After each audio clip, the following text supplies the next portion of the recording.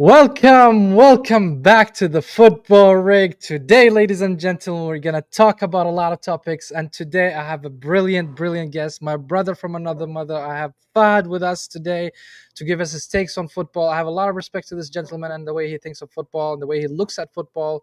So, welcome to the football rig, ladies and gentlemen. Fahad, welcome to the channel. First of all, my brother, how Thank how are you you, doing, man? Sami. It's a pleasure for me to be on your stream and get to talk about football. We've been talking about football since years together, and we enjoyed discussing football matters. And seriously, guys, you should like, support, and follow Sami. His streams are brilliant, and this guy is a great mind, and he really knows a lot about football. So thank you, Sami, and I hope we have a good stream. Thank you for your kind words, guys. Hit the like button, subscribe if you're new to the channel. So, Fahad, first of all, there's a lot to talk about. There's a lot to unwrap here. So I'm gonna start with the obvious, since I'm an Arsenal big fan. We're gonna talk about it. Hello, MKM. Welcome back to the channel, bro. Um, so the first topic we have today is the Arsenal transfer targets so far. So just to keep you updated on the market and what's going on. I know you're not watching Arsenal that much, especially in the summer transfer market. So I'm going to tell you what happened so far. Arsenal signed 3 players so far officially. The first player is Zubamendi, even though they signed him since January. They just announced it in July, and that's because of the fiscal year or the financial year had to complete. So that's why they only announced it in July. The second player was Norgard. He's from Brentford. He's a DM. He's the replacement of Jorginho because he left to Flamingo. And finally, we signed Kepa, the former Chelsea goalkeeper. They announced it today in the official Twitter account, or AKA X. Arsenal have announced the 5 million signing of Kepa. He's our second goalkeeper. He's our backup goalkeeper. He's not our main guy, but still. So that's the market so far for Arsenal that has been materialized. So aside of I know that the issue with Arsenal is the attack. I mean, that's stating the obvious. Okay, I'm not here to. It doesn't take a genius. Even my mother knows that Arsenal needs a striker. And the story of every Arsenal fan today is either Eucharist or Sesko. So I want to feel what do you think about Sesko and Eucharist before we go into the targets that we have in hand in the topic of this stream. What do you think of Sesko and Eucharist, and which one would you choose for Arsenal if you were an Arsenal manager or an Arsenal fan? Well, first of all, Arsenal are have been suffering this season from the striking position, and they don't have a goal Mhm. scorer. They were very close to achieving big achievements, but unfortunately, due to this reason and some other reasons, they were not able to uh, get the trophies that they really deserved. And yeah, the hard work that is done by the management and the team is actually finally signed by a striker, and he scores a goal and signs this hard work. So not having a striker was a big a problem for Arsenal. Knowing that, Mm. both options are really good for Arsenal, and I would see both of them succeeding in Arsenal and being very good at striker position. However, if it were to me, and if we don't think about budgets and we don't consider the cost, I would definitely go with Jokeris, since he scored a lot of goals, and he's a very strong striker, and he reminds me a lot of how Haaland was in Dortmund. He's like uh, he's just born to have a top scorer trophy. Yes, So agreed. I think Gyökeres is the better option here, even though even though Cisco is not a bad option. I think going with Cisco is better than not having a striker. And Cisco, he's performed good matches. He's played started a lot with Leipzig, which is a very good team. They know how to choose their players, and I think actually acquiring such a player from a team that knows how to collect talents is a good move. So Okay. I would agree with both, but I'm leaning towards Jakeris. Oh, by the way, guys, Fahad here is a big Ahli fan in Saudi Arabia. So before that's why I said that, because I wanted to ask you, Fahad, would you sell us Ivan Tony? Well, actually, Ivan Tony is, he came to Al Ahly from a suspension. He He was did, yeah, suspended, yes. yes, and Hmm. he didn't play a lot in the last season.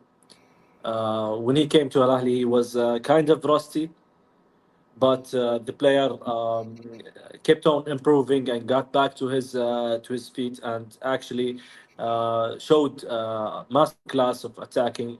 Even though he's not your typical goal scoring attacker, but he's a very smart attacker. He knows how to play as a station for his team. He collects balls and helps the midfield players to create and score. As well as that, he's good in defending set pieces and attacking set pieces. So he's a very good striker, and Does he he knows. defend actually set pieces? He, I didn't watch him much, so I don't know. Does he defend set pieces, yes, he's actually good corners and stuff? in corners and free kicks close to the 18th box. So he usually wins a lot of aerial duels. So yeah, I think Arsenal really needs a player. But he's a bit short, isn't he? How tall he is? How I think in centimeters he's like 186 or 185. So he's not very tall, but he's good, and he's built Tony? yes, built big, so he can actually. I mean, he's 1.85. I mean, he's not that short. He's not that short. He's kind of tall, but he's not as tall as Jacaris or. Uh, Hmm. but he's a strong striker. He's smart and he knows exactly how the Premier League is played. He has experience in the Premier League in the Championship, so he By knows the the way, environment. this is 1.89, so it's not that much of a difference. By the way, just to say. Yeah, he's not. Yes, I would agree, but he's not as fast as Gyökeres. He's not your typical goal scorer. Uh, No, he's not. I agree with you. He does expose the spaces. He's a smart player. He knows where to position himself, and he anticipates the attack where the ball will be. So that's a very important trait in a striker, to have that kind of mindset, to know how to position yourself in a very good position for the players to pass the ball for you or cross the ball to you in spaces that is less anticipated by the other defenders. I totally agree with you. But by the way, just to yes, let you know, I would take him in Arsenal. Just so you know, I'm yeah, taking him in you really Arsenal. I would. for me for if I you would would. ask I me, would. it's better than not having a striker. Of course, man. Man is better than Definitely. this bum Havers that we have. But yeah. Anyways, back to the topics that we have in hand. So for you, you said you want Jokeris in Arsenal, and I totally agree with that point. Jokeris is a prolific goal scorer. His goal tally is insane. I mean, having 56 goals in 52 games is just immaculate. You don't see this every day, even though he's coming from a weaker league like the Portuguese league. Yes. One guy, his name is Ashraf, he did like an analysis on the last 10, 15 years, the strikers that came out of the Portuguese league. And to be honest, they don't look very good. I mean, if I give you some names, like Martinez, like Nunes, like all these strikers actually put a lot of numbers in the Portuguese league, but when they transfers to the Premier League, did not transform or translate that kind of goal tally into the Premier League. So that's a bit tricky. But why I'm having overconfidence in Gyökeres, because he played in the Premier League. He played with Brighton and he played for Coventry. So he's a bit used to the Yes. atmosphere and used to the physicality of the Premier League. So I think it's a good shout to have Gyökeres. So back in topics in hand. Arsenal has been linked, and even Fabrizio Romano and even David Ornstein, they mentioned that Arsenal have approached Eberechi Eze camp, and they're asking for the price tag, and I think the price tag was 67 mil. That's the release clause. I think they're gonna pay it in installments for 3 years, so that's a good deal, I would say, if you're gonna pay it in installments. So that doesn't really impact your budget entirely, because 67 million is a lot to pay in one shot or in one go. So, what do you think of Eberechi Eze? Do you think that's the missing link in Arsenal? Is he the level raiser? Is he the guy that Arsenal was looking for? It's hard to say. It's hard to tell. I mean, this player, he's put on a good season with Crystal Palace. Hmm. They've collected the trophy, and he's And they won a um, trophy. Hmm. yes, they won a trophy, and actually he was um, in the England team, and Yes, also the yes, yes. Hmm. this shows that this player is pretty good. He played a lot of matches in the Premier League. He played plus 30 matches, I think, and scored more than 10 goals in the Premier League. As an attacking midfielder, his numbers are really good, and he's just 27. So it's he's not very young, not very old. He's in like his prime age. I think um, he's gonna be a good competitor to Odegaard, especially in the attacking midfield. So So you're and saying if we sign him, we're gonna play him as an attacking midfield or the central area rather than the wing. yes, he plays both at the left wing, I think, and attacking midfield. And his type or his type of play, scoring a lot of goals, I think would possibly be fit for both positions since he played both. Hmm. But the real weakness in Arsenal is in the left wing, and I see that Eze might be a better solution than Nico Williams. At least he's got a good scoring rate, good assist rate, so he's up there in the books when it comes to scoring and helping the team win. Uh, Unlike Nico for this season, he had not so good season. Did not score a lot of goals. Did not Talk assist about a lot Nico. of goals. Yes, Nico Williams, who was like Mm. uh, But I think he's gonna sign for Barca, rumored. from what I heard and say seen in the social media. He's linked with Barca. Yes, most likely he will go to Barca, but they're having some issues with La Liga in terms of registering players. It's the same that what happened to Danny Olmo, if you recall. They couldn't register him for some reason. Mm. Uh, I don't know how the Liga works in general, the rules and regulations there, but they have some sort of cap in terms of numbers of players or financial regulations that they have there. But it seems that might go to Barca. That's where the odds are. That's where the most majority of the people think or will go to Barca.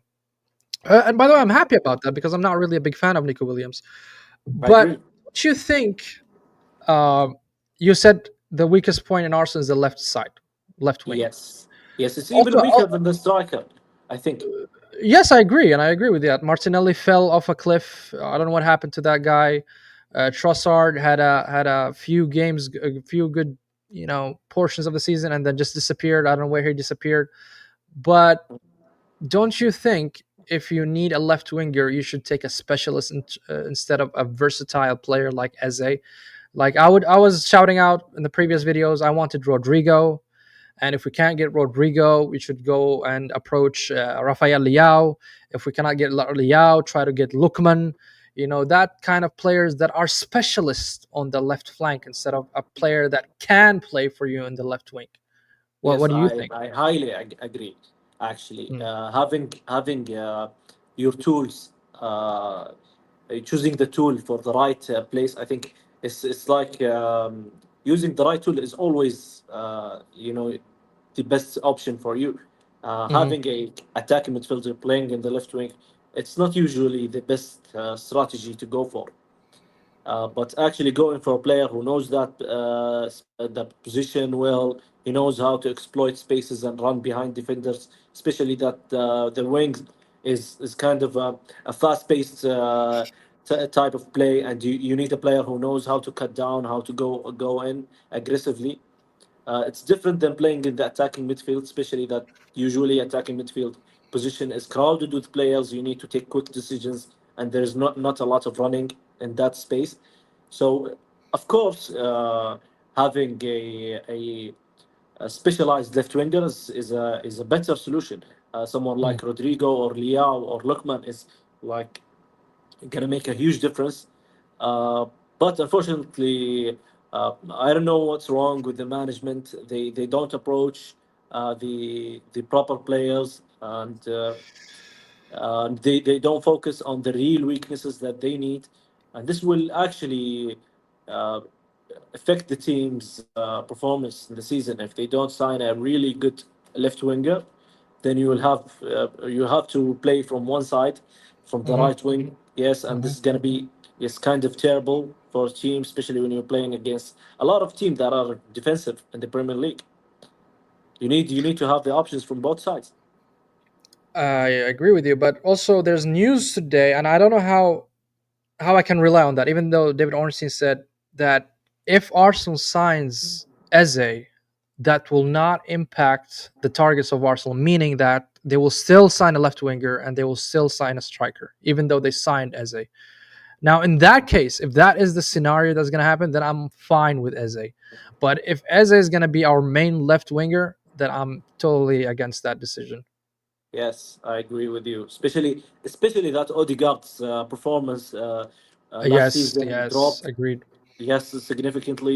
He and you need someone who can compete for the position, who Hmm. can maybe get the position and play better than Odegaard. Yes, I agree. And guys, hit the like button, subscribe, please, if you're new to the channel. It's a big, big support. We're having a special guest today, Fahad, with us. Um, so far, Fahad, I totally agree with your points and with your stance. I don't see any point that I'm disagreeing with you.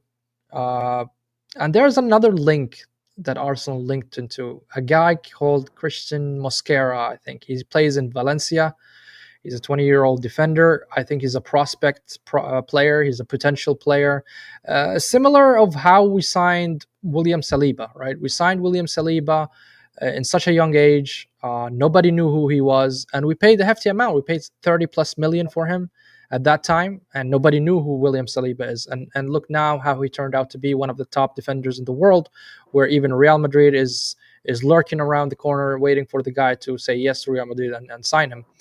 So, what do you think of this signing, Mosquera? Even though maybe you don't know him, I personally don't know I the don't player. know. I don't know him a lot, Mm, but since the rumors came out, I read a little bit about this player, and I saw that he's 21 years old. yeah. He has been playing for Valencia and La Liga this season for all matches, almost every match. He only missed one match.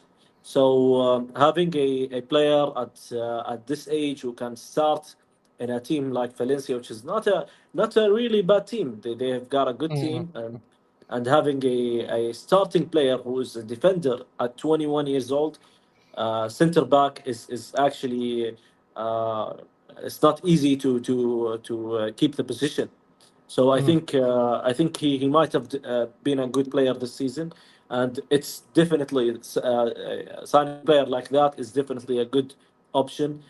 We remember Arsenal used to sign defenders like Rob Holding and what have you.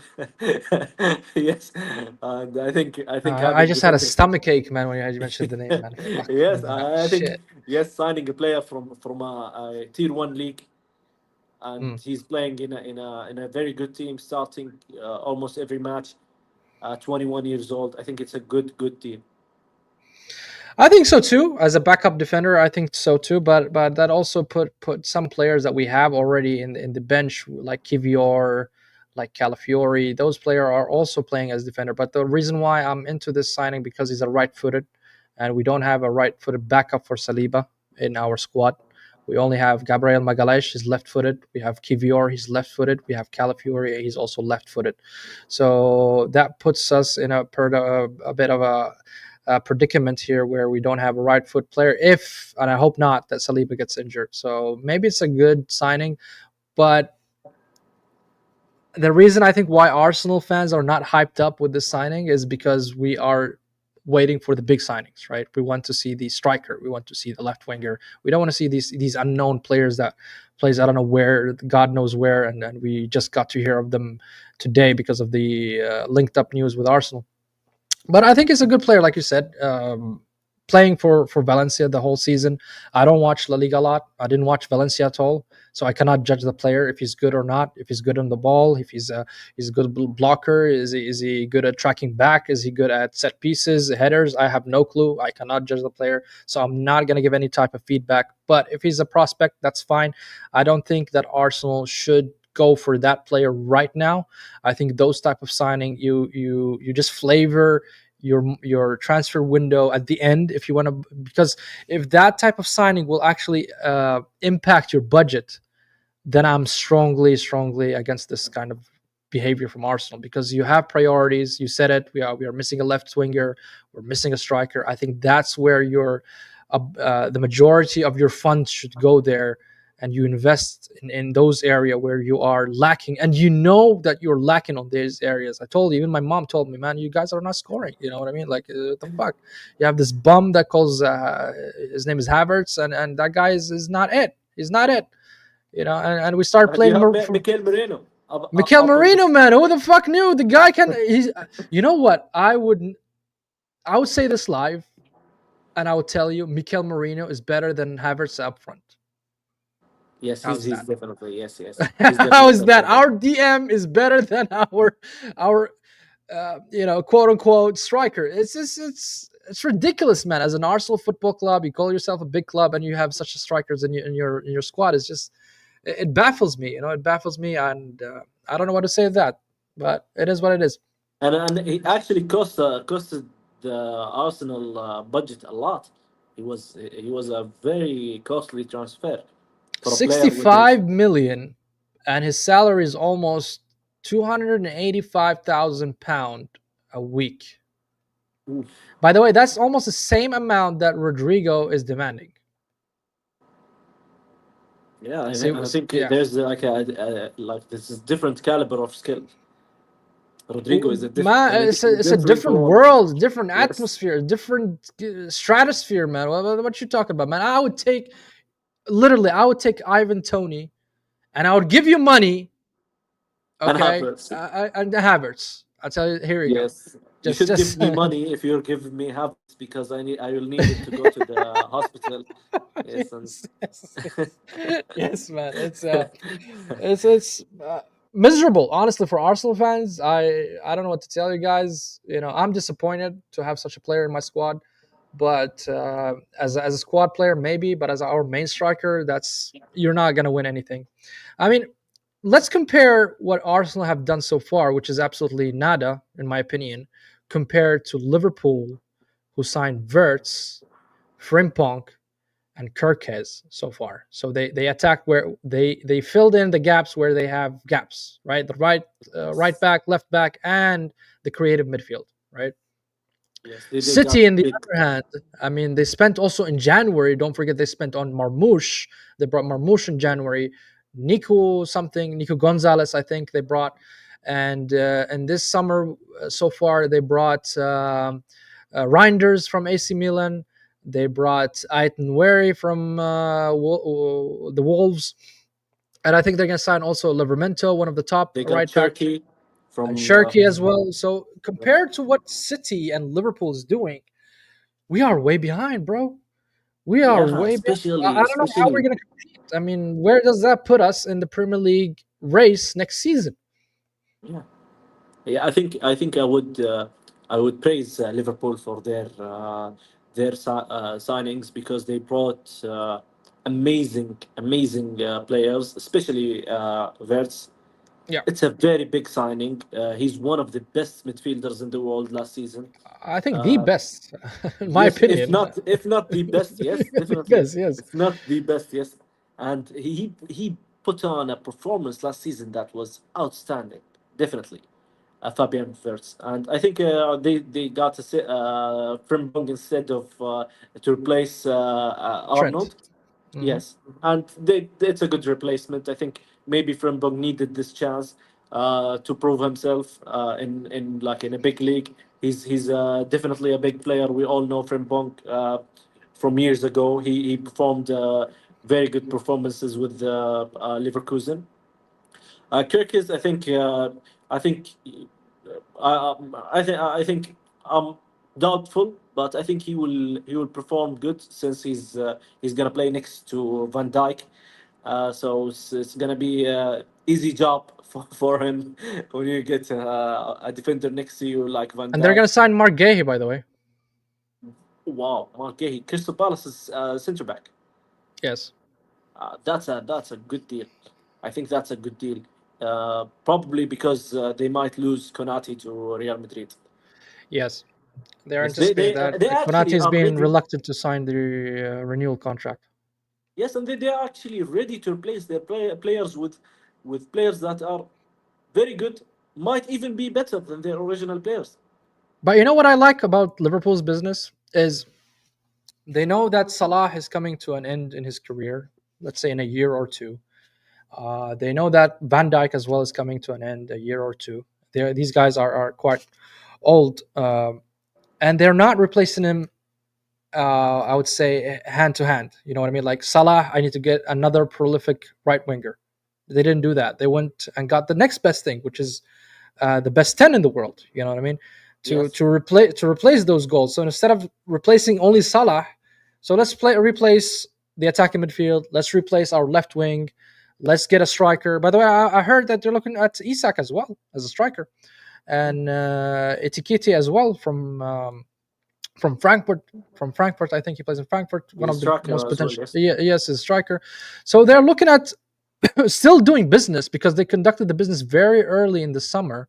They still have a lot of time to to negotiate those other players. And keep in mind that Liverpool did not spend a penny last summer. They only bought Chiesa. That's the only which is player they bought last summer. yes, it was a good deal, but he did No, not it's not a good perform. deal, man. He did not Don't perform. sugarcoat it, man. Don't Yeah, sugarcoat he did not perform as expected. Uh, when you You're bench a player glazing of who's Liverpool fans now. Is that what it is? no, it's just that sometimes you choose a very good player, but it's unfortunate that the player does not meet your expectations. It's not the management's problem if they sign a good prospect and the prospect becomes a flop. So it's not like signing Havertz, for example. He was shit at Chelsea, and they still signed him. But it's like signing a very good player and he flops, and this happens. Like for example, Sanchez with the United. Mm, Sanchez flopped with United, even though he he was did. amazing with Arsenal. Agreed. Yeah. Extraordinary player with Arsenal and just mediocre player with United. So you cannot blame the management if they actually sign a good player and he flops. So Mm. I think definitely Chiesa was a flop, but he was initially a good signing. In regards to City, I think City they made they are making a lot of signings, and some of them are good, some of them are bad. And I think having so many signings actually loses you the chemistry between the players. And sometimes you lose the look and shape of the team. You don't And believe that Guardiola will find a way to get them informed and be cohesive as a team? You don't think he is able to do that? I can I I cannot talk mean, listen, about Pep listen. Forget about the Guardiola. last. Let's forget about today's He's a game. What happened? genius. He's a genius. Look, Yes. today's game we have a full segment about it. So don't talk about it now. We're gonna No, talk no. about deep dive it Definitely, later on. Guardiola is a genius. Okay. He can make a cat become the best striker. I mean, yeah, he's a genius. He knows how to actually get those players in his machine, and they are operating properly Mm, mm. in no time. But some of their signings, like Matheus Nunes, uh, other signings, they were not as good as expected and did not provide uh, what was expected from them. I think they got a really good signing when they signed Reinders. I've seen him Mhm. with AC Milan. He's a pretty good player, Yeah, and he he is. He is. actually Mhm. yes, I think he's the signing of the year for me in Manchester City. Really? Yes, I Oh, think for I think City he's alone. For City alone. ah no, no, You for mean City alone. No, the signing of the year until now it's Fabian Wirtz. I mean, Florenverse? agree with Yeah. me or Yeah, or this Yeah, is the second. He's the signing date. But yeah, yeah, yeah. I for agree. Okay. City, they got a good deal with Reinders, and I think the other players, Sherky and Ait Nouri, I think they will perform very good. But we'll wait and see. But I put my money on Reinders. So up until this moment, right? If I'm telling you who would win the Premier League in your prediction, who would it be? Chelsea, Arsenal, City, or Liverpool? Up until this moment, I would go with Liverpool. I Good would go evening, with Liverpool. lads. I would go with Liverpool because you see Liverpool, um, they've already won the league last season, and they kept on the same players, almost the same players. So they only lost one player, Mm, and actually Trent was a very good player in last season's league, especially in the league. He was a playmaker from the back, and yes. they lost some of their strategy because Frimpong is not gonna do what Trent actually does. He's not gonna be the No, player he's gonna who's overlap most likely with yes, Salah. he's most likely gonna overlap. He's not gonna go cut Mhm. deep and be a midfielder in some cases. So I think they have to adapt to this change. But I think their team is capable of actually securing the league next season. Until now, Yeah, yeah, up to until now. I'm saying up until this moment with the signings that we've seen so far that has been done and if dusted. and only if Arsenal signs Gyökeres, I'm gonna change my mind. Oh, so you think if Arsenal signed Jokeris, we're gonna be winning the league? Yes, definitely. If Arsenal signs a good striker, not man, just say Gyökeres, man, any good God give me striker. your optimism, man. الله يعطيني يا شيخ التفاؤل اللي انت فيه ما شاء الله عليك. I love it, man. I love it. You have Wow. to start every season with this You're more optimistic than mentality. those Arsenal fans, man. Wow, man. You actually shocked me. Wow. Yes, You're I think gaslighting us. You're gaslighting us, right? no, no, no. I Yes, think yes. Arsenal were missing. That's your tactics, man. I know you very well. No, انفخ انفخ انفخ وفشه. Yes, I know, I know. I think Arsenal were meant to win the league last season, but the only missing link, the striker, was not there. So it was their only problem. I think Mm. this season they continue, even though they lost Party, as we Yeah, that's a discussed big thing. earlier By the way, we today. didn't discuss that. Yeah. Yeah, yeah, losing a player like Party is even worse than what happened for Liverpool for losing Trent Arnold, Yeah, because of course, Party man. was Because part is our spine. yes, he's like definitely your brains, he's your heart, he's the reason that Arsenal plays very well, because he's Hmm. he's like a Hmm. maestro, and he's extremely good in defending, and I think it's a big loss for Arsenal, and I hope we don't regret it. I think we will. I think we will. Even though we signed two players, Norgard and Zubamendi, I don't think they will be able to perform in Partey's level. Not at least in the first season. You know, at least not in the first half of the season. I hope Zubamendi hits the ground running. You know, and he shows us how incredible how amazing player he is as a midfielder with Rice and Odegaard. But uh, man, it's pure hopium for me. I'm not gonna lie. But Spanish players, No, Spanish they're good. midfielders, They're good. Look, Zomendi's good. I usually in watched. Arsenal, Hmm, they usually Thrive? like Not excel. really. Yes, yes. No, no. Fabregas, Arteta, come on, they usually become Arteta, he became the Arteta, he was good. The Arteta, team man. was shit. Are you At that serious? time, the team was shit. He was good. It was Arsene Wenger coaching. Man, are you crazy? Man? You know how we signed Arteta, by the way? The day we Uh, lost 8-2 to Manchester United. I will never forget that day.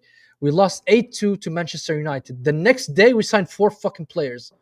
We signed Arteta. It's a panic buy, by the way. It was a pure panic buy. We signed Mikel Arteta. We signed Per Mertesacker. We signed Bin Ayoun. And we signed Andreas Santos on the left. Four signings in less than 48 hours, and all of them were bums. All of them um, were bums, man. but actually, Arteta, he was playing in a terrible team. We have to agree that the team was shit at It the was, time. but he was not that level as well. Don't tell me he's like Zidane He's there, not okay, man. Fabregas, of course. He was not at Yeah, the level okay, of thank you, Fabregas. thank you. Yes, That's what I'm trying to yes, say. yes, He's not that yes. level. No, no, he's But not. but He's not. Mikel Merino was a very good signing last season, and he played extremely well for Arsenal. And actually, I support that signing, and I still support this player. I think he's gonna Mm. put on a good season next season, along with Zupamendi. They might have Partnership, you good mean? chemistry, partnership. I think they might be. Uh, Arsenal will have position in most of their games because Zupamendi is really good in terms of passing and receiving the ball in the midfield. He knows where to Hmm. stand. He's good in pressure. Um, he's very quick in taking But I decisions. don't think Moreno will start because that means that you'll bench Rice. Yes, and I think Rice is was very good last season. He's still young and he's performing nicely at the position that he's playing, which is kind of weird. Eight. At he's playing Eight. at eight and towards the left side sometimes, Mm. Mm. but he's putting on a good performances overall last season, and he actually got really lucky to score twice against Real Madrid Lucky, with two amazing free kicks. I lucky. think I'm not not lucky by Hey, man, it's not. listen. You're live. Yes, I'm live. I'm saying You're I think live in this game. sometimes Careful free what you kicks you say, get. man. What you mean lucky? Yes, it's not every day that you get two free kicks in goal and you perform just as in training. Like usually players in training they perform free kicks and to amazing, but in the Mm. pitch it's different case.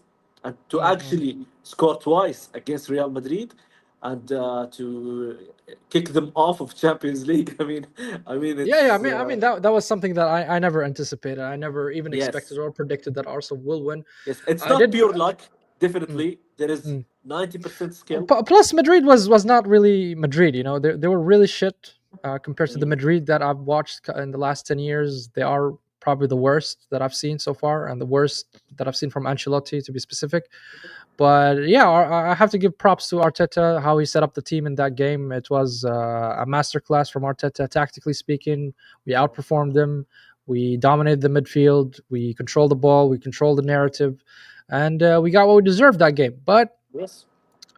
But let's try to win something at the end. When you're winning against Madrid and you're knocking Madrid out, you're knocking those big teams out. It doesn't mean shit if you don't get the trophy. That's what I Yes. believe, because winning against Madrid is not a trophy. But it was a good performance. I enjoyed it. I screamed. I threw things in my room when I was watching that game.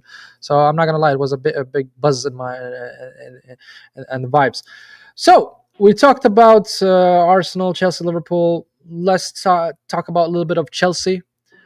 Chelsea officially signed João Pedro from Brighton for 50 million. They announced Fabrizio announced that here we go. What do you think of the signing? I think Joao Pedro is a good striker. He's not your finisher. He's not that I clinical. don't think he plays like a striker. He plays like behind the striker, like Yes, Matthias Cunha, if you know yes, Matthias Cunha. he's kind of a center forward or a second striker, and he's Yeah, not a false clinical nine, finisher. like a A false nine. false nine. Yes, Yeah, exactly. yeah, yeah, yeah. Yes, he's not a poacher by any means, Like but he's a Vermino. false nine. Yes, he's like a Firmino. He's like Benzema when Cristiano Ronaldo was in Real Okay, Madrid. yeah, yeah. He's good. He's a good player and uh, uh, dropping back to the midfield. He helps the team. Uh, I'm not sure if he's like the target for a team like Chelsea if they want to win trophies, but along with Jackson Martinez, if Jackson has good performance next season, maybe if both of them get chemistry together. But they Uh, signed another striker, which is Dilap from yes, Ipswich. Liam Delap. Mhm. Yes, it's a good signing, definitely. And So do you think who will start, Dilap or Jackson? yes, they've got a lot of players. Chelsea, I'm you've telling you, counted. bro. They've got They can play two leagues simultaneously. You know what I yes, mean? yes, and I think I'm telling you, man. Chelsea's are, even are, are moving mad, man. even though Saudi league went shopping in Chelsea team, Speaking of Saudi League, that's the next segment. Guys, hit the like button before we hit the Saudi League segment. I promise you'll love it. This guy right here, this guy right here, he knows all about Saudi and he's gonna dive deep for you in Saudi League. So hit the like button, subscribe. Yes, so tell me, Chelsea. Yes, man. What I like about Chelsea, to be honest, I don't like them as a club. Of course, they're my rivals, but the way they conduct their business, it amazes me, to be honest. They're the only club that I see that are doing their due diligence to even find loopholes. Like what's his name? Their owner, I forgot his name. The previous owners. No, the American owner currently. What's his name, man? I forgot his name. How come I I fucking slipped forgot my his mind? name. Yes, the new Todd American Bowley. owners. Todd Bowley, right? Todd Bowley. He Yes, found the loopholes to find such a long-term contract, like 8-year contracts, 7-year contracts, to amortize that amount of money, so it does not impact your financials. It's the only club that I've ever seen in my life that offers 8 years, 7 years contract. Right? That's a either it's a death row contract or it's a lifetime contract. For me, as a player, oh my god, you know what I mean? If I don't we play, that's fine. If you sack me and you don't want me to play for Chelsea and you rip off my contract, you'll pay me 7 fucking years of salary. You yeah. know what that means? But they are trying to control the wages, meaning that they are not exceeding 150 to 100,000 pound a week, like what Man United are doing, like Arsenal, like City are doing. They're trying to control that budget, so that kind of limits uh, their choices in the market. But still, I admire the way they're moving in the market. They are really smart when it comes to business, and they They always actually know. Mm. mm, they actually made a very good signing this season, and it's the Brazilian player called Stevão. Estivao is not a new signing. They signed him, I think, a year ago, and they agreed with his current team. What is his current team? I think Palmares, or was it? yes, he's playing in And one of the Palmeiras. Brazilian teams. I don't know which one, but Palmeiras, yes, anyways, yes. He was Palmeiras. playing in the Okay, World Cup. yeah. So he agreed with the Brazilian team that he will stay for one full year, but he already signed the contract for Chelsea. So we I knew think that he was it's coming. due to some regulations in the Brazilian league. I'm I don't not know sure. the reasons behind it. Maybe they wanted him to groom a little bit more, to develop maybe more. Maybe he had a personal request to Chelsea saying, "I want to stay here 1 year for family reasons." I have no clue. I'm not gonna say something that I don't know, but we knew that Estivao is coming this season, and He's the gonna be performance. playing against Chelsea in the World Cup next Oh match. yes, yes, Yes, yes. it's That's actually true. a fun time. That's actually true. Yeah, that's actually true. It's weird, man. I don't. Do you celebrate when you score? I don't know, man. Maybe. But yeah, it's a good signing.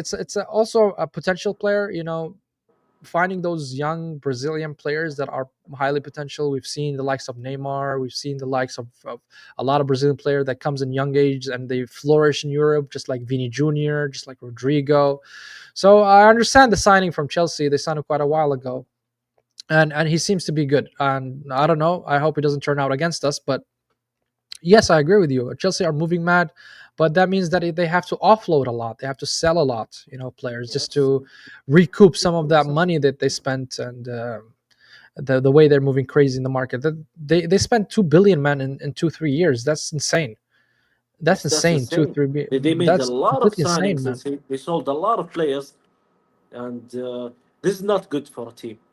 Actually, you need your team to be continuously Gradually built him in towards. gradually built up, and you Mm-mm. need consistency of like starting 11s. You need to have Even the a coaches, starting man, they 11. they, they sacked a couple of coaches. What's his name? Potter. They sacked Potter. They sacked Pochettino. Mm. Pochettino. They sacked. Who else? They sacked. I mean, they're, Yeah, they're moving mad yes, in terms of. They're changing also the manager now. They have Mariska. He got top four. That's for me overachieving for Chelsea this season. yes. Putting where they were last season. They won the Conference League, so that's a trophy in their cabinet. So I think Chelsea is doing well. But I heard some news today, and I don't want to talk about it. I'm just gonna briefly say about it. We heard about Madueke could join Arsenal, and I hope, I pray. I'm gonna go pray actually after the stream just to say, God, please do not give me that guy, man. Please, please, Yes, man, please. I I don't totally agree want with a you. Chelsea. He's not. He's not the caliber of Arsenal. I don't think No, man, so. he's not a caliber of anything, man. Yes, I Uh, don't think he's a good player. I agree. so I'm gonna leave this last topic for you, Fad. I'm gonna just introduce it. So Saudi League. first of all, Talk to to me, start man. to start everything, I will have to thank the leadership in Saudi Arabia, because since 5 6 years ago they started actually investing in sport. Excuse me. Investing in all types of sports, Mm, especially football. yes. And these investments, some people were judging, and some people were saying that this is wrong, and some actually managers, footballers, they were talking down to the players who were going to the Saudi league. But through the last 2 years, uh, big investments have been put in the Saudi league. Teams have developed so much. They've gained very good reputation in Asia, and they made huge progress. And it shows actually from the matches that in the World Cup that were played by Al Hilal team. Uh, Everybody has to know that Al Hilal were having a terrible season. Al Hilal is the biggest team in Saudi. They always collect all the trophies. Even though I'm not Al Hilal fan, but I have to admit it, they usually get at least a trophy a year, and that team is always up there, always competing in Asia, always finding a way to get to the World Cup. It, actually, the match was with Real Madrid. The first match was a surprise to me in terms of the overall score. But in Hmm. terms of what happened in the match, it was not surprising to me, because Al Hilal, when they played against Real Madrid in the World Cup final in 2022, they actually lost 5-3. They scored three times against one of the greatest teams Which is not bad, ever you know. to. Yeah, it did, and they did not have half of the investment. Mm, So we have to admit that Al Hilal team is managed very good. mm, The usually they get the best players, and they have a good winning mentality. Every game this team goes for a win, hmm. and actually the World Cup helped us to show the real differences between the teams. Now when I see Al Hilal play against Real Madrid or against City or against a big team, and Hmm. they actually not only win or get a good score, they actually are playing pretty good. And it's not like a lucky shot of a win. No, they actually played and performed extremely fine. And Al Hilal Thank was you, not Zaghi. the best team in Saudi. Definitely this year, Al Hilal was not the best team. Al Hilal only Is got that a the couple of. impact of Filippo Inzaghi? I think definitely Filippo Inzaghi was a major impact in this World Cup. He You know made that he made a lot of people in the mainstream media, after he flopped in Inter Milan because he lost three competitions in less than a month. He lost the league to Napoli. He lost the Champions League final, embarrassing loss in the final, 5-0, and he yes. lost in the Italian Cup for Milan, their rivals. And everybody called him a bum, even though Inter Milan, in my opinion, had zero to none good players, maybe except for Lautaro. Maybe he's the good one. Turam sometimes here and there, but he has a lot of players that are overaged. I mean, you're talking about Mkhitaryan still playing there. You're talking about Acerbi still playing there. I mean, the guy managed to utilize them and get the best out of this team. Yes, That's why I wanted him in Arsenal, but people saying no, he's not good for Arsenal. He plays differently for Arsenal. I don't care how he plays, man. The guy wins I with think limited it's both. resources. Mm, It's both cases. You see, mm, Inzaghi is a really good coach, and he proved that he's a really good coach in coaching Inter Milan, which has almost no superstars except Lautaro. mhm, Al Hilal is a very good team in terms of teamwork. This team, since 2012, they've got Eric Gerrits, who's a Belgian coach. They started to play the team game, so they are a very good team in attacking. They are a very good team in defending. It's a team game. It's an 11 players game, and they understand how football is played as a team. So you're saying they adopted a certain play style since 2012 and implemented throughout the years in their academy Yes, and yes, and mhm, yes. mhm. They've implemented this strategy in their academy.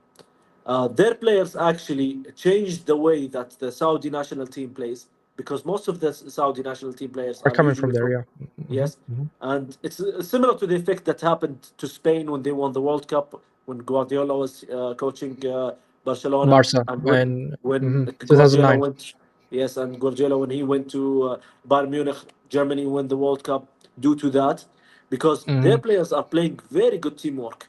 It's not Hmm. Teamwork is not only getting position and passing the ball around. It's defending actually is a teamwork. When I look at City, the City and Al Hilal match, I see the difference between the two teams in teamwork.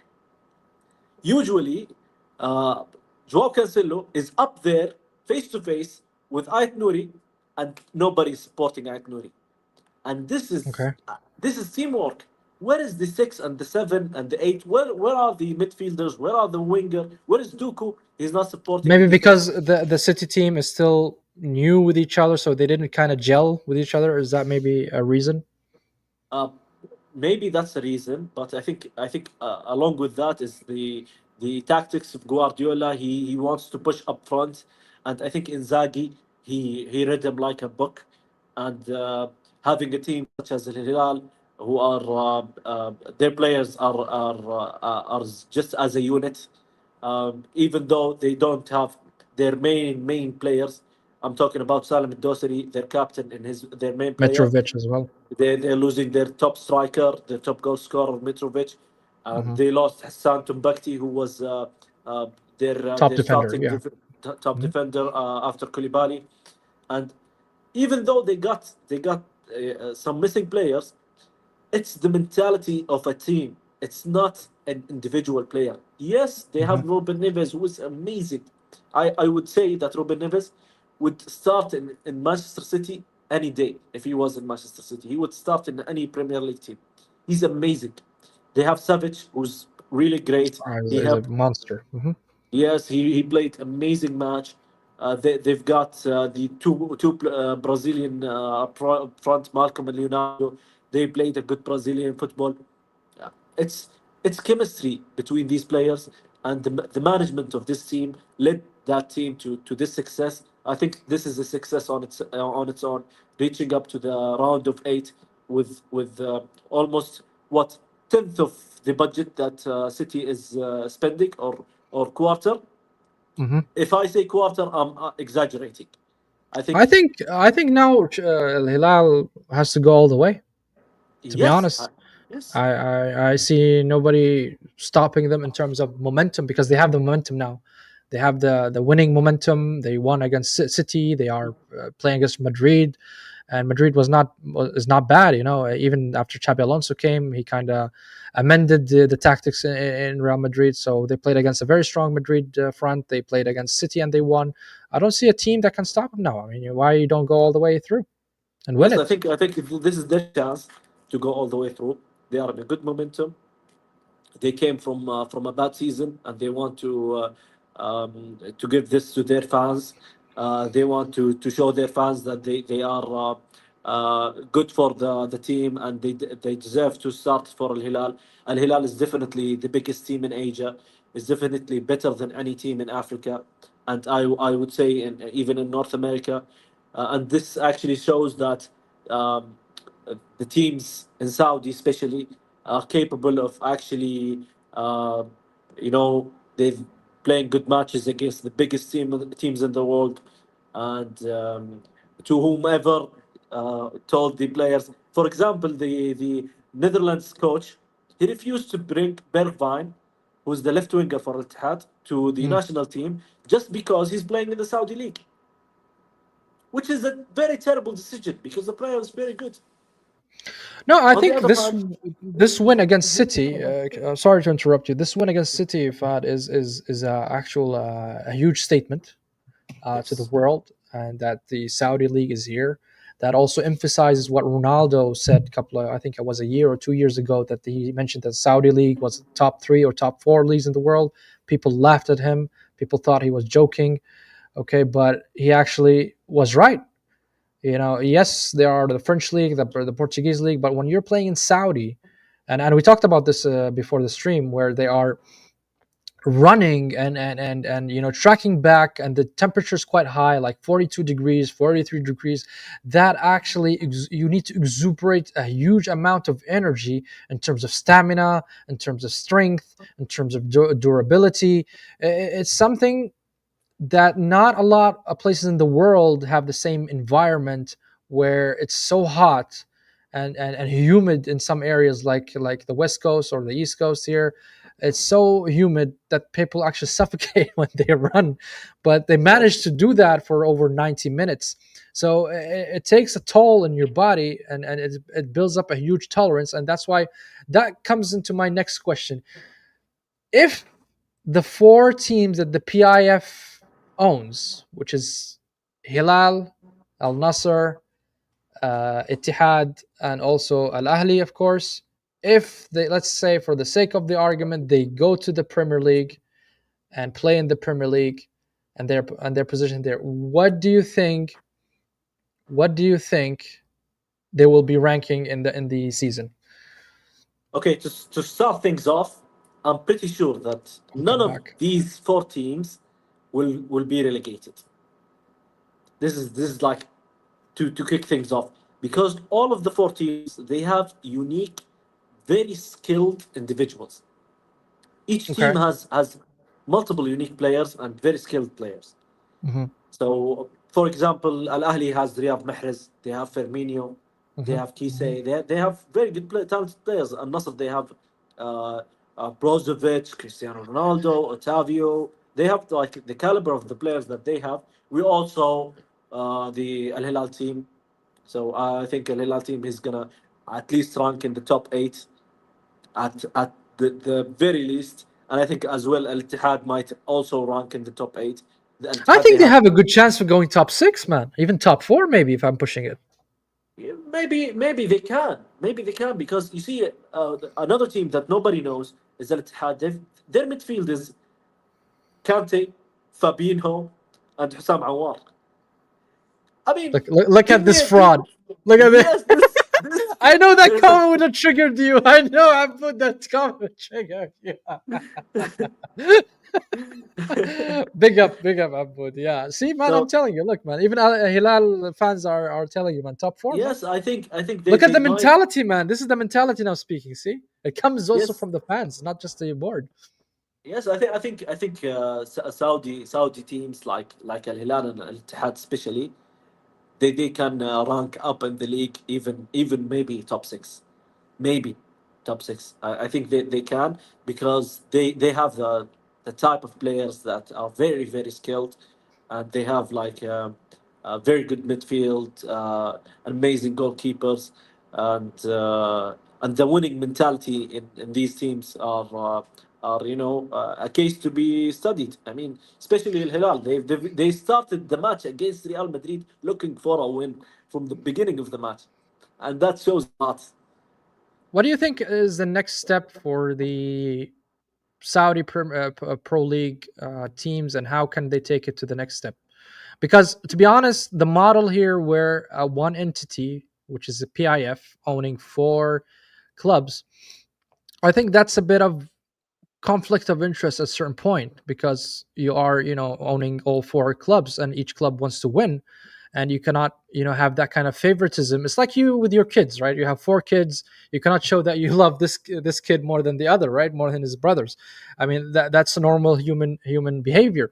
So do you think maybe if the PIF started selling these clubs to investors outside of the kingdom, or inside the kingdom even, that who will pay, let's say, the fees for the club, and will purchase the club for X amount of money, and start investing from a prospect of an individual business owner, instead of having one entity that is, let's say, controlling the budget of all 4 clubs.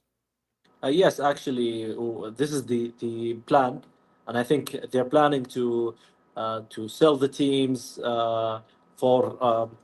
I don't think that individuals will purchase the team, but I think major companies will think about investing in the Saudi top four teams because they have a huge fan base, and football in Saudi Arabia is a major has a major investment uh, possibilities, and they can actually grow a lot.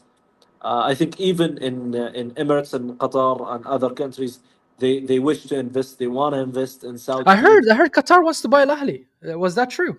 Yes, it's rumored. It was rumored, and it in previous years, Qatari Airways or Qatar Airways Oh, they're was they're, they're the sponsor, right? sponsoring Yeah, Al yeah, Ahly. they're the sponsor. Yeah, yeah, they're the main They sponsor, were I the think, right? sponsor for Mm. a period of time. Al Mamlaka is actually sponsoring Al Hilal, and it's owned by Al Walid, Prince Al Walid bin Talal, who's supporting Al Hilal ever since.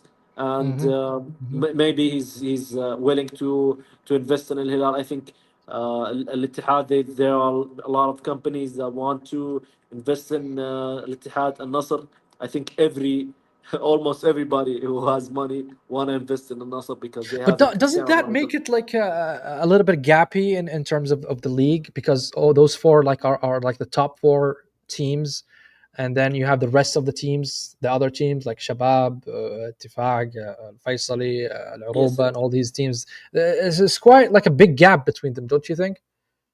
well, this season it shows that the gap is not really big between these I, teams. I don't know. I'm asking you because I know that you Yes, watch the league, and yes, that's why definitely, I'm definitely. placing question. Mhm. Uh, you see, for example, Al Qati is owned by Aramco, for example, Oh, and recently, they've that's quite recent, man. That's very yes, recent, this like is 2 years ago. the last season. Yes, Mhm. they invested in that team. They brought players like Aubameyang Aubameyang, yeah. and Nacho Fernandez, and they brought Castells as a goalkeeper. They brought pretty good signings, uh, as well as Al Ittifaq. I think they have Final Doom. They have some other good players.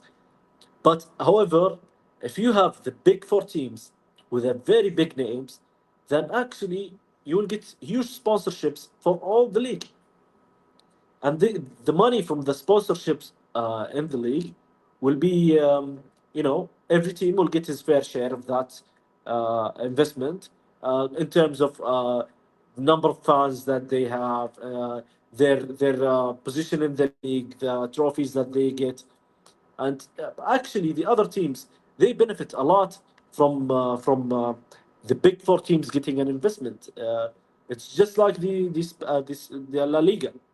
La Liga, they have two teams that are considered as big spenders, and maybe you can add in Atletico Madrid.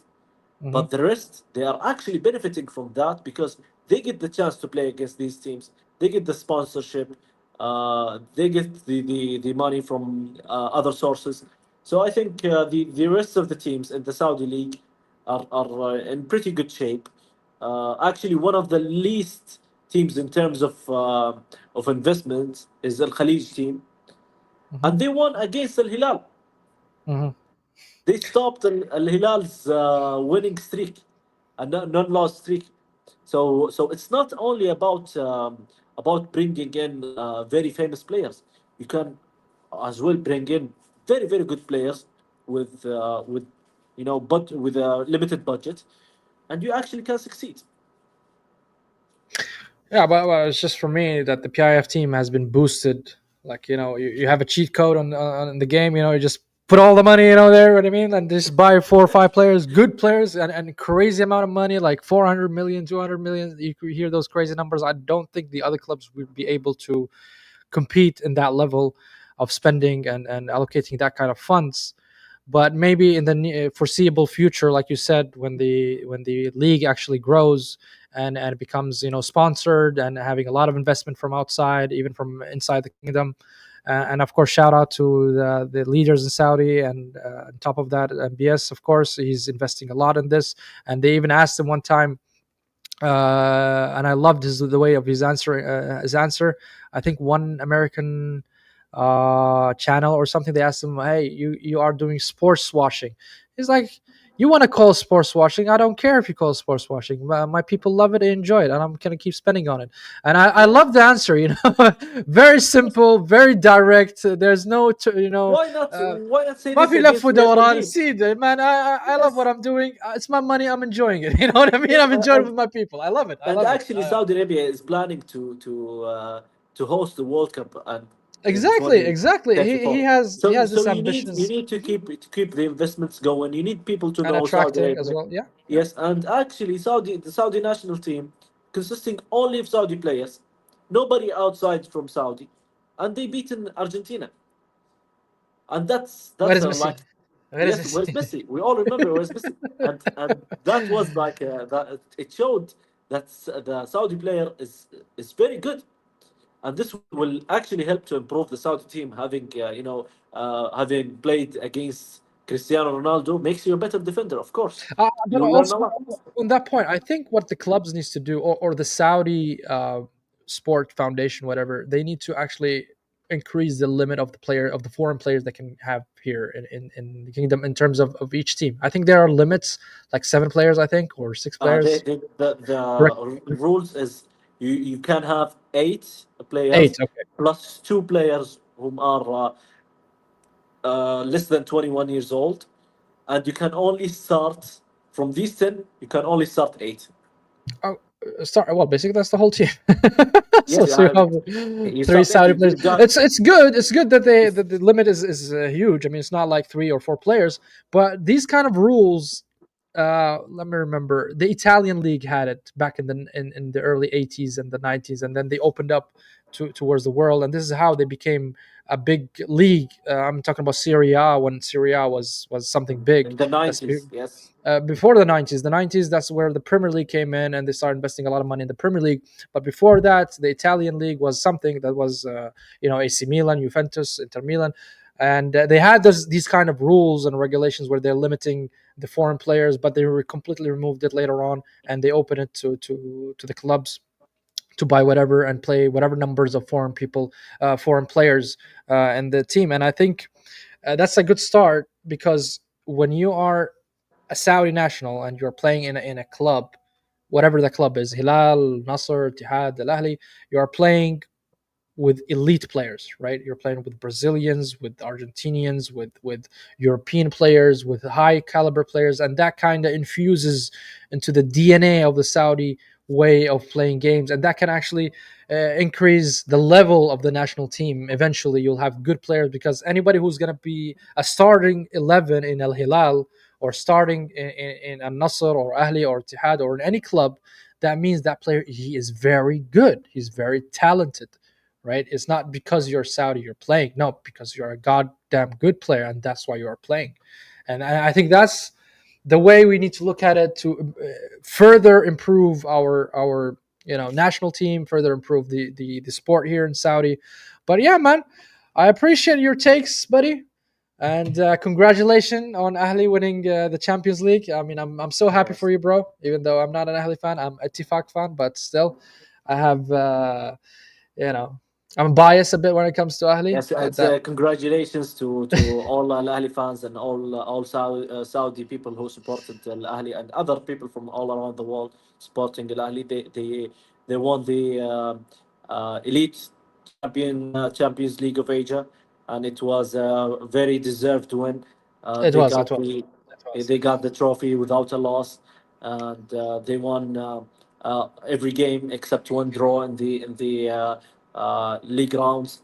So it was well deserved. The This championship, and a gift to the fans who were, uh, you know, I would say, grieving from the relegation in 2022. It's a very huge comeback to come from the second division and actually win the Elite Champions League as for the first time. So congrats for the team, for the coach, and for the fans especially. They supported the team in its rough days and in the happy days. So I think that's a dramatic trophy for everyone who supported Al Ahly. And on that note, don't ever disrespect the Saudi Pro League. This league is Yes, legitimate. This league is serious. This league is dangerous. I don't think a lot of players can actually play in this league because you're a bunch of pussios. This is the league where you've really been tested physically, and even Ronaldo. You don't need to believe me. I'm nobody. I mean, you can hear Ronaldo what he's saying, Cristiano, and he's saying it's a top league, man. You got to believe the goat. Well, one of the yes. goats at least. You got to believe the goat. On that note, Fad, I really appreciate your time, buddy, and thank you very much for being here, guys. Thank you all for tuning in. Please hit the like button, subscribe, and the guys who are watching on replay, hit the like button and subscribe if you're new to the channel. And thank you very much. And on that note, I would say ciao and goodbye.